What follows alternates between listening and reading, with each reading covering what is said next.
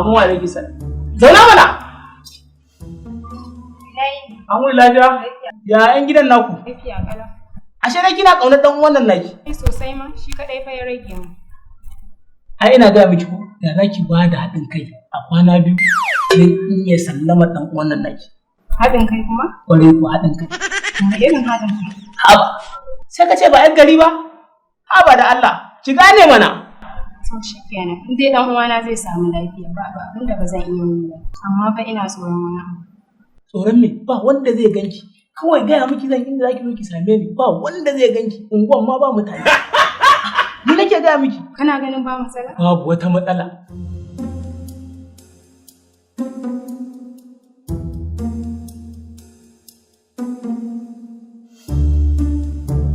Ai nake gaya miki dan wanki a kwana biyu zai samu lafiya. Dan haka gobe kan tudu akwai wani gidana kina karya kuna gidana ne na farko.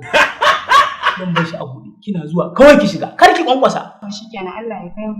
Yau amma da zaki shigo wancan buɗiyar ta kan kankancen da take bada kati bata ganki ba ko? A'a ta gani ba. Ba ta da mutunci ne dan in ta ganda da mace asibitin nan billahi allazi da gani har in chat da mahaukatan gidan nan babu zaman lafiya. A'a ba ta gani ba. Dan haka in zaki fita ki tabbatar bata ganki ba. Ba abinci. Okay ba kaki da yanzu nan zan kira ba su. Hada shayi? To ba matsala.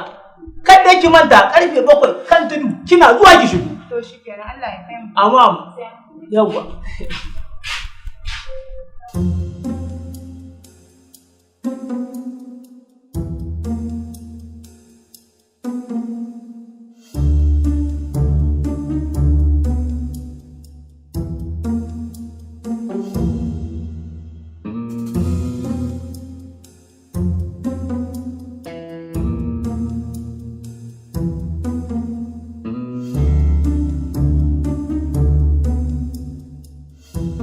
Balantai ya naga kin zo kin daura fuskarki kina wani kumbura kamar zaki fashe ki dan saki fuskar mana.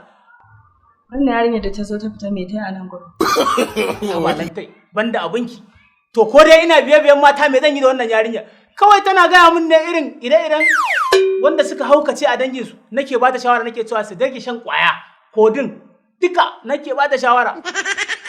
Ka ga malam kar fa ka raina min hankali fa tun ɗazu nake zaune a gurin nan yarinyar nan ta fi awa 2 da shigowa sai yanzu na gabtar ta zaka gaya min wani dangin ta ne suka haukace to kai me ruwanka in sun haukace ne ke dai lantai kin san dai asibitin nan ai ba zan ci amana ki ba kin sai da nake kaunaki wasa ne ko da yaushe zan kwanta bacci sai na yi tunanin ki ha ba lantai ki dan saki ran mana yawwa me zan samu yanzu na san ke dan na ganki na samu alheri yawwa ya wannan ko zan samu wallahi ba dai ina son ka ba ma ba zan baka ba to tunda dai yanzu za ku tashi aiki sai ki dan zauna ki taya ni hira kafin lokacin fitan me kawai bara in je in ƙarasa abin da nake yi sai na dawo lantai tawa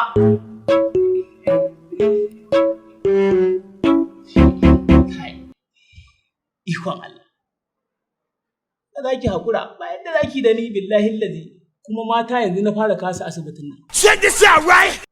Bari in koyo kuɗi na ma kan wani ya zo da